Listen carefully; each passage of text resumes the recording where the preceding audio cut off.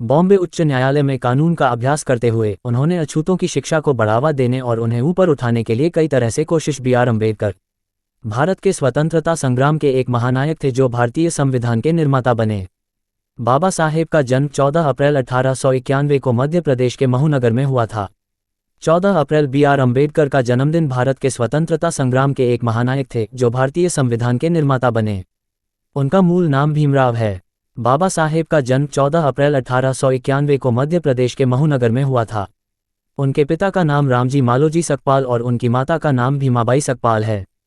Doctor Baba Saheb Bhimrao Ambedkar का जीवन संघर्षों से भरा रहा है। उन्होंने अपने जीवन के बचपन से ही जाति भेदभाव और असमानता का सामना किया। वे अपने जीवन के अंतिम दिनों तक समाज में अधिकार, समानता और न्याय के लिए संघर्ष करते रहे।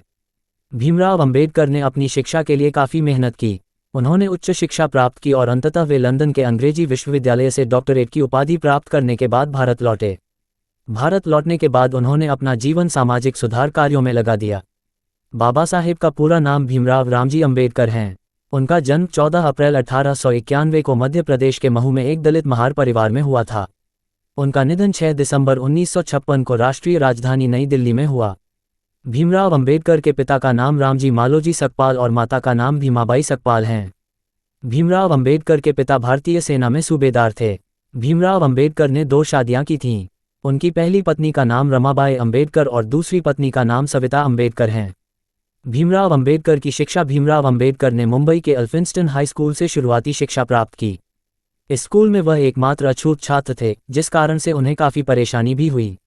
भीमराव अम्बेडकर ने वर्ष 1907 में मैट्रिक की परीक्षा पास की थी। इसके बाद उन्होंने एल्फिंस्टन कॉलेज में दाखिला लिया। बाबा साहेब ने वर्ष 1912 में बॉम्बे विश्वविद्यालय से अर्थशास्त्र और राजनीति शास्त्र की पढ़ाई पूरी की। बाबा साहेब को बड़ौदा अब वडोदरा के गायकवाड़ शासक द्वारा छात्रवृत्ति दी गई थी। उन्होंने अमेरिका, ब्रिटेन और जर्मनी के विश्वविद्यालयों में शिक्षा प्राप्त की थी। ऐसा माना जाता है कि जब गायकवाड़ शासक के अनुरोध पर बाबा साहेब ने बड़ौदा लोक सेवा में प्रवेश लिया तो उन्हें उच्च जाति के सहयोगियों द्वारा बुरा व्यवहार किया जाता था। इसके बाद बाबा साहेब ने कानूनी अभ्यास और शिक्षण की ओर रुख किया। इसके साथ ही उन्होंने दलितों के बीच अपना नेतृत्व कायम किया। इसी दौरान भीमराव अम्बेडकर ने कई सारे पत्रिकाओं को शुरू किया। वहीं उन्होंने सरकार की विधान परिषदों में दलितों के लिए विशेष प्रतिनिधित्व प्राप्त करने के लिए लड़ाई लड़ी और अपने लक्ष्य को प्राप्त करने में सफल रहे। छुआछूत का विरोध भीमराव अम्बेडकर ने दलितों के लिए लड़ाई लड़ी। उन्होंने दलितों के खिलाफ हुए सामाजिक भेदभाव के विरोध में अभियान चलाया। उन्होंने अपने दृष्टिकोण से दलित बौद्ध आंदोलन को भी प्रेरित किया और बौद्ध समाज की स्थापना की। बाबा साहेब को स्कूल के दिनों में छुआछूत की घटनाओं का खूब सामना करना पड़ा था। उन्हें उस मटके से पानी नहीं पीने दिया जाता था जिससे दूसरे वर्ग के बच्चे पानी पीते थे। वहीं ऐसा भी कहा जाता है कि स्कूल के दिनों में बाबा साहेब को बैठने के लिए खुद ही चटाई लाना पड़ता था। उनके साथ छुआछूत की घटना सिर्फ बचपन में ही नहीं हुई, बल्कि जब वे मुंबई में Sydenham college of commerce and economics में प्रोफेसर थे और वहां पढ़ा रहे थे, तब भी उनके साथ अस्पृश्यता जैसा व्यवहार होता था। बाबा साहेब के सहयोगी कभी भी उनके साथ पानी तक नहीं पीते थे।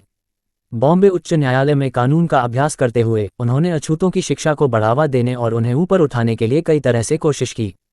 उनका पहला संगठित प्रयास केंद्रीय संस्थान बहिष्कृत हितकारिणी सभा की स्थापना था। इसका उद्देश्य शिक्षा और सामाजिक आर्थिक सुधार को बढ़ावा देना था और अवसादग्रस्त वर्गों के रूप में संदर्भित बहिष्कार के कल्याण करना था। बाबा साहेब ने 1926 में एक वकील के रूप में अपने करियर के दौरान 3 गैर ब्राह्मण नेताओं का बचाव किया। इन नेताओं ने ब्राह्मण समुदाय पर देश को बर्बाद करने का आरोप लगाया था। जाति वर्गीकरण के खिलाफ ये जीत बाबा साहेब के लिए काफ़ी बड़ी थी और छुआछूत के खिलाफ आंदोलन का जन्म यहीं से हुआ था। इसके अलावा बॉम्बे उच्च न्यायालय में कानून का अभ्यास करते हुए उन्होंने शिक्षा को बढ़ावा देने और अछूतों के उत्थान का प्रयास किया। भीमराव अम्बेडकर और पुणे समझौता वर्ष 1926 के बाद भीमराव अम्बेडकर अछूत राजनीतिक की हस्ती बन चुके थे। बाबा साहेब ने मुख्यधारा के महत्वपूर्ण राजनीतिक दलों की जाति व्यवस्था के उन्मूलन के प्रति उनकी कथित उदासीनता की कटु आलोचना की। वह ब्रिटिश शासन की विफलताओं से भी असंतुष्ट थे। उन्होंने अछूत समुदाय के लिए स्वतंत्र राजनीतिक पहचान की मांग की, जिसमें कांग्रेस और ब्रिटिश दोनों की दखलंदाजी न हो। लंदन में 8 अगस्त 1930 को शोषित वर्ग के सम्मेलन के दौरान उन्होंने अपनी राजनीतिक दृष्टि को दुनिया के सामने रखा था। ब्रिटिश सरकार के विधानमंडल में चुनावी सीटों में दलित आरक्षण को लेकर यरवदा सेंट्रल जेल पुणे में महात्मा गांधी और भीमराव अम्बेडकर के बीच 24 सितंबर 1932 को एक समझौता हुआ था, जिसे पूना पैक्ट या पुणे समझौता कहा गया। भीमराव अंबेडकर का राजनीतिक सफर। बाबा साहेब ने 1936 में इंडिपेंडेंट लेबर पार्टी की स्थापना की। पार्टी ने 1937 में केंद्रीय विधानसभा के लिए 13 आरक्षित और 4 सामान्य सीटों के लिए चुनाव लड़ा, जिसमें 14 सीटें मिलीं। भीमराव अंबेडकर ने 1937 में बॉम्बे विधानसभा में एक विधेयक पेश किया, जिसका उद्देश्य सरकार और किसानों के बीच सीधा संबंध बनाना था। उन्होंने वायसराय की कार्यकारी परिषद में श्रम मंत्री के रूप में काम किया।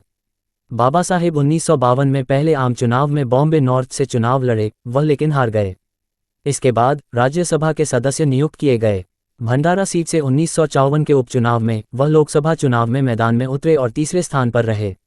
बाबा साहेब की धर्म परिवर्तन की घोषणा। भीमराव अंबेडकर ने 13 अक्टूबर 1935 को नासिक के निकटेवला में एक सम्मेलन में धर्म परिवर्तन करने की घोषणा की। उन्होंने कहा था, हालांकि मैं एक अछूत हिंदू के रूप में पैदा हुआ हूं, लेकिन मैं एक हिंदू के रूप में हरगिज नहीं मरूंगा। इसके साथ ही उन्होंने अपने अनुयायियों से भी हिंदू धर्म छोड़कर कोई और धर्म अपनाने का आह्वान किया। उन्होंने धर्म परिवर्तन की घोषणा करने के बाद 21 साल तक विश्व के सभी प्रमुख धर्मों का गहन अध्ययन किया। भीमराव अंबेडकर ने अपनाया बौद्ध धर्म। भीमराव अंबेडकर वर्ष 1950 में वह एक बौद्धिक सम्मेलन में भाग लेने के लिए श्रीलंका गए, जहां वह बौद्ध धर्म से अत्यधिक प्रभावित हुए। स्वदेश वापसी पर उन्होंने बौद्ध धर्म के बारे में पुस्तक लिखी। उन्होंने बौद्ध धर्म ग्रहण कर लिया। वर्ष 1955 में उन्होंने भारतीय बौद्ध महासभा की स्थापना की। 14 अक्टूबर 1956 को उन्होंने एक आम सभा आयोजित की, जिसमें उनके साथ साथ अन्य 5 लाख समर्थकों ने बौद्ध धर्म अपनाया। कुछ समय बाद 6 दिसंबर 1956 को उनका निधन हो गया। उनका अंतिम संस्कार बौद्ध धर्म की रीति रिवाज के अनुसार किया गया। बाबा साहेब और संविधान निर्माण। भीमराव अंबेडकर ने भारत के संविधान का निर्माण किया। उन्होंने संविधान समिति के अध्यक्ष के रूप में काम किया था। संविधान समिति का काम 1946 में शुरू हुआ था और संविधान का निर्माण 26 नवंबर 1949 को पूरा हुआ था। संविधान भारत की संवैधानिक शासन व्यवस्था है और 26 जनवरी 1950 को भारत के गणतंत्र की शुरुआत हुई थी। भीमराव ने किया था अनुच्छेद 370 का विरोध। बता दें कि अंबेडकर ने भारत के संविधान के अनुच्छेद 370 का विरोध किया था, जिसने जम्मू कश्मीर राज्य को विशेष दर्जा दिया था। वहीं इस अनुच्छेद को उनकी इच्छाओं के खिलाफ संविधान में शामिल किया गया था। समान नागरिक संहिता के पक्षधर। बाबा साहेब भीमराव अंबेडकर समान नागरिक संहिता के पक्षधर थे और जम्मू कश्मीर के मामले में अनुच्छेद 370 का विरोध करते थे। उनका कहना था कि भारत आधुनिक, वैज्ञानिक सोच और तर्कसंगत विचारों का देश होता तो उसमें पर्सनल कानून की जगह नहीं होती। संविधान सभा में बहस के दौरान उन्होंने समान नागरिक संहिता को अपनाने की सिफारिश की थी। बाबा साहेब का निधन। भीमराव अंबेडकर वर्ष 1948 से मधुमेह बीमारी से पीड़ित थे। वर्ष 1954 में जून से अक्टूबर तक काफ़ी बीमार रहे और उन्हें देखने में भी परेशानी होने लगी थी। 6 दिसंबर 1956 को बाबा साहेब का निधन दिल्ली स्थित उनके घर में हुआ था। निधन के समय उनकी आयु उनके घर में हो गया। तब उनकी आयु 64 वर्ष और 7 महीने की थी। सूचना सिर्फ मान्यताओं और जानकारियों पर आधारित है। यहाँ ये बताना जरूरी है कि यह मेरा वीडियो किसी भी तरह की मान्यता, जानकारी की पुष्टि नहीं करता है। किसी भी जानकारी या मान्यता को अमल में लाने से पहले संबंधित विशेषज्ञ से सलाह लें। धन्यवाद।